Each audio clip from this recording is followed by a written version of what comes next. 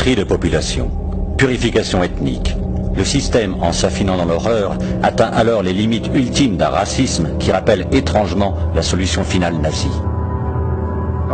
Le docteur Basson m'a montré un document. Ce document contenait une proposition émanant de quelqu'un en Europe. Ce type disait qu'il possédait un produit, une bactérie, qui avait la possibilité de n'infecter, de ne rendre malade et de ne tuer que les gens pigmentés comme les Noirs. Le docteur Basson m'a demandé de me documenter et d'étudier scientifiquement cette possibilité. Est-ce vraiment possible? Notre conclusion a été que c'était tout à fait possible et il a été décidé que ce serait bien que le gouvernement en soit informé.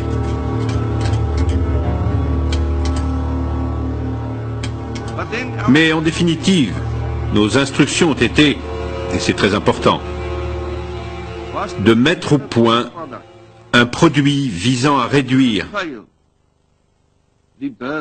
le taux de natalité de la population noire du pays. Pouvez-vous nous en dire un peu plus? Qui vous a demandé de mettre au point ce produit? La personne qui nous donnait directement les instructions était le docteur Basson. Wouter Basson, général de brigade au 7e bataillon médical des forces armées sud-africaines.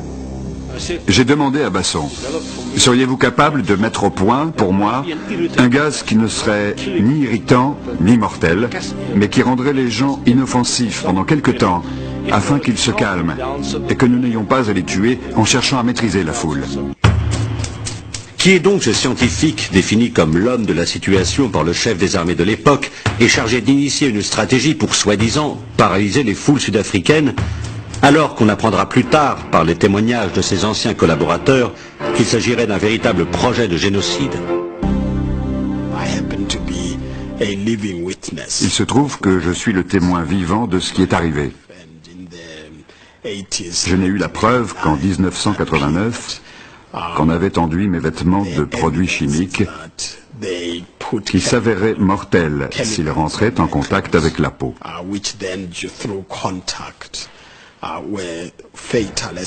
Mais j'ai survécu. J'ai atterri dans un hôpital aux États-Unis. Ils m'ont soigné et ont réussi à déterminer l'origine de mes troubles. Il y a eu une descente chez lui de la brigade de lutte contre la grande criminalité économique. Et dans sa maison, on a trouvé une malle entière de documents, dont quelques-uns avaient trait au programme de guerre chimique et biologique. Ce qu'ils ont trouvé était incroyable. Il y avait ce qu'on appelle une Faircopper List, autrement dit un bordereau de vente. Sucre à la salmonelle, bière au thallium, cigarette à l'anthrax, à la toxine botulique, chocolat au cyanure, whisky à la colchicine, déodorant au typhimurium, venin de serpent.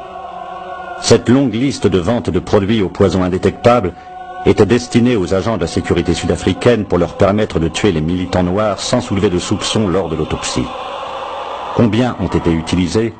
On ne le saura sans doute jamais. Selon vous, cette liste aurait-elle pu être utilisée à des fins de recherche scientifique, ou bien est-ce une liste d'armes meurtrières? Assurément une liste d'armes meurtrières. Aucun intérêt pour quelque recherche que ce soit.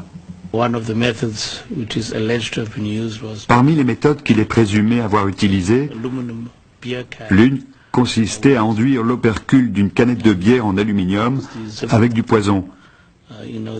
Et si vous utilisiez cet opercule, la partie qui s'enfonce dans la canette, ça activait le poison. On m'a donné un paquet de cigarettes Camel. Et on m'a demandé de déposer quelques gouttes sur les filtres des cigarettes. Et que serait-il arrivé à la personne qui aurait fumé ces cigarettes? C'est difficile à dire, mais j'imagine que les conséquences auraient été mortelles. Ce que les témoignages de scientifiques révèlent, c'est d'abord un arsenal de gadgets mortels dignes de James Bond. Tournevis empoisonné, parapluie Sarbacane, détonateur de lettres piégées, cannes truquées, lessive explosive et bien d'autres. Nous voyons ici ce qui ressemble à un tournevis. Pouvez-vous nous en parler? La personne qui utilise cet appareil pique la personne visée.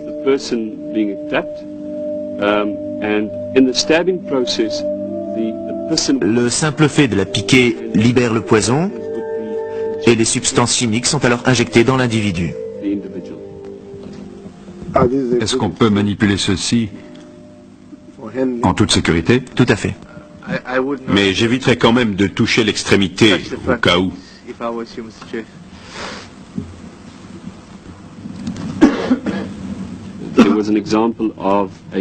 Il y avait aussi une aiguille contenue dans ce qui ressemblait à une pompe à vélo. En gros, vous avez dans les mains une pompe à vélo. Vous pouvez la faire coulisser pour sortir l'aiguille. Le même système existait dans des cannes ou des parapluies. Il y avait plusieurs façons de maquiller l'ensemble. Et à quoi servait la canne? Il y avait deux modèles. Le premier était une canne qui dissimulait une aiguille sur le bout.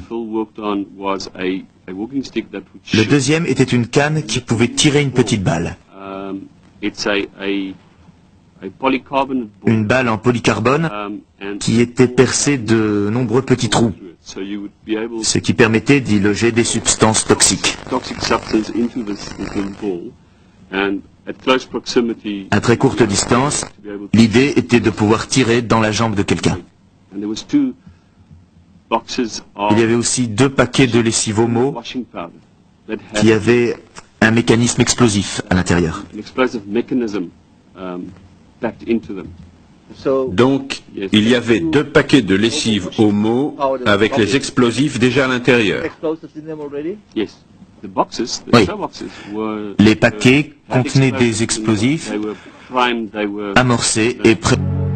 Derrière cette panoplie d'inventions d'un autre âge, se profile plus gravement encore l'existence secrète et massive de produits destinés à propager des maladies à l'échelle d'un peuple, voire d'un continent.